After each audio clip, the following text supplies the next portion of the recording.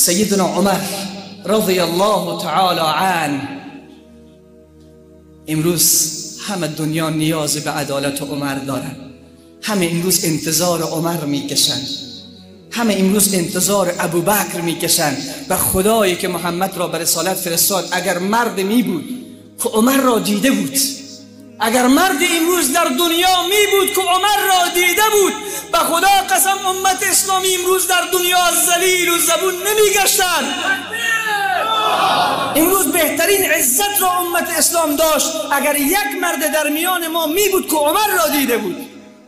چی جایی که عمر امروز در میان ما می بود؟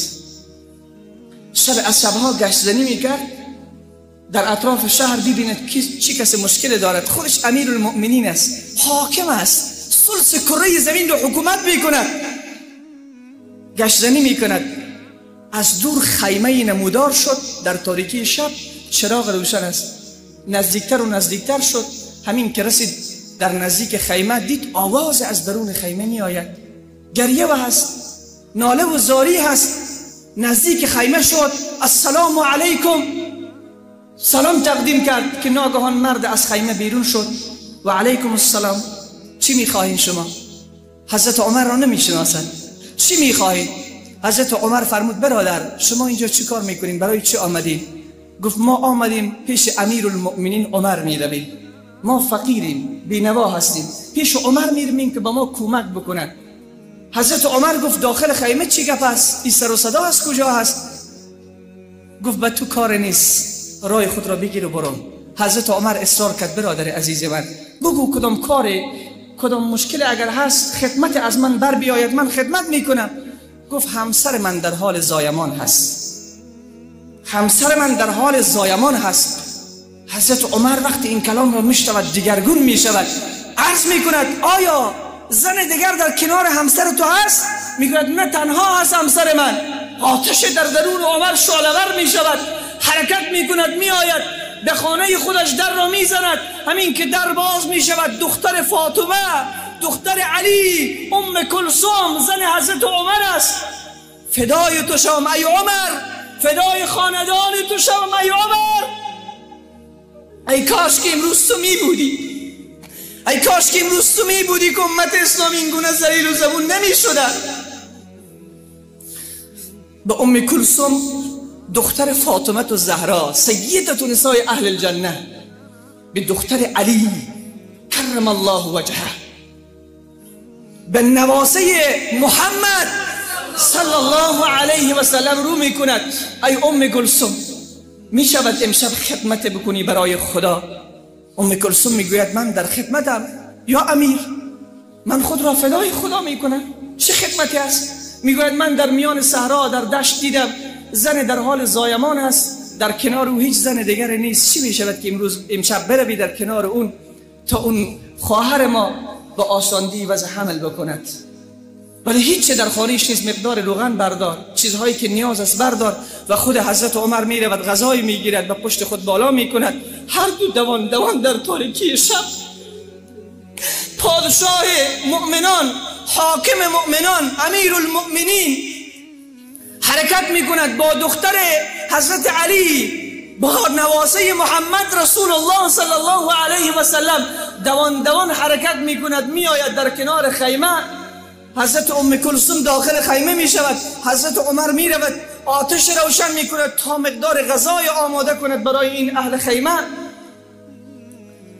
در همین اثنا لحظات می گذرد، صدای طفل از داخل خیمه بلند می شود، دروازه خیمه را، همون پرده را بالا می کند. ام کلثوم صدا می زند ای امیر المؤمنین، ای امیر المؤمنین، به اون دوست خودت که در کنارت هست مژده بده که به خانه‌اش فرزند تولد شده هست.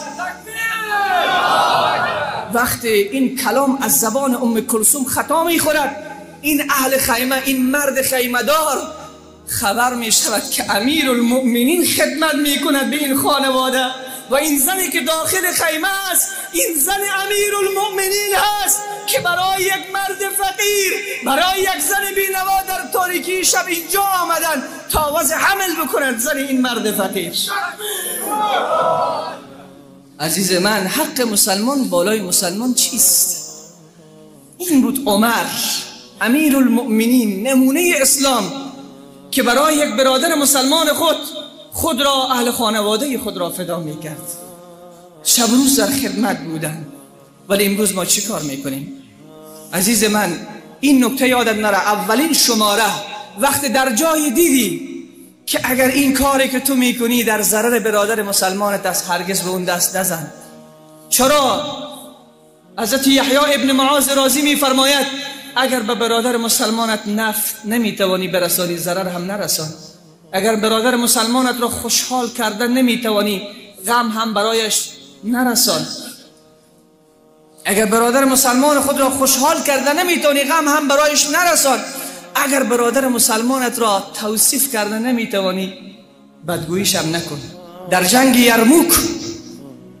یرموک ابو جهم میگوید من در قطار شهدا که شهیدان افتاده بودند، شهید شده بودند، در میان زخمی ها هم بود، گشت میزدم که ناگهان پسر کاکای خود را دیدم که در حال سکرات مرگ است، شمشیر خورده، خون از بدنش جاری هست. صحابی رسول خدا اکرمه نام دارد، میگه من به اون نزدیک شدم، وقت سرش را در آغوش گرفتم، به من گفت من تشنه شدم. در وقت مرگ انسان خیلی زیاد تشنه میشود. گفت من تشنه هستم، آب بیار، آب. ابو جهم میگوید حرکت کردم، رفتم مقدار آب برداشتم، دوان آوردم. همین که نزدیک پسر کاکای خود رسیدم، خواستم آب را به دستش بدهم که دیدم زخمی دیگر دورتر از برادر کاکای من افتاده است، اون هم فریاد میزند آب آب آب. پسر کاکا به من گفت به من نده، اون از من تشنه تر است، به اون ببر. حرکت کردم رفتم سراغ اون. همین که خواستم که آب را به دستش بدم، دیدم که اسیر دیگره. به خدا شوخی نیست، این قصه نیست، فکاهی نیست، این حقیقت است.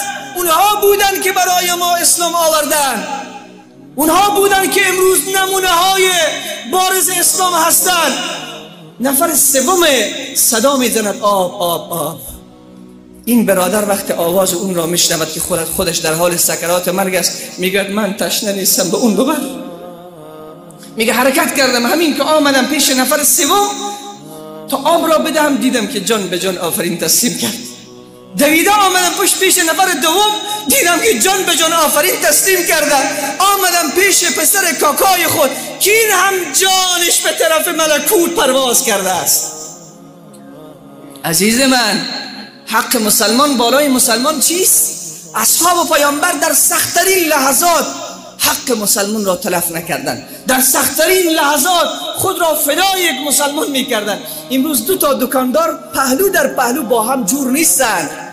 من 10 بار در این سرک ها استاده بودم، یک تاکسی را که دست دادم دورتر استاد شده، تا بریک کرده دورتر استاد شده، تاکسی دیگر آمده خوب دیده که من اون را دست دادم، به پهلوی من استاد شده، به من سوار شد. هست یا نیست؟ با آواز بلند میشه. دو تا موتروان با هم جور نیستن، دوست دارن که چند پیره بدهن ولی برادر مسلمانشون یک پیره نداشته باشد. از کجا هست؟ باور کن این مصداق حدیث گم شده. حق فکر میکنیم که کل دین الله، چه تعبیر کردیم از دین؟ کل دین الله همین هست که بیاییم وضو خوب داریم یا نداریم، رکوع خوب داریم یا نداریم، سجده خوب داریم یا نداریم، سر را به زمین بزنیم و حرکت کنیم. از مسجد که بیرون شدیم خدای حق تو دیگه بجاست، دین دیگه خلاص شد حقش. هر کاری که من کردم خدای تو حقی نداری. نه عزیز من،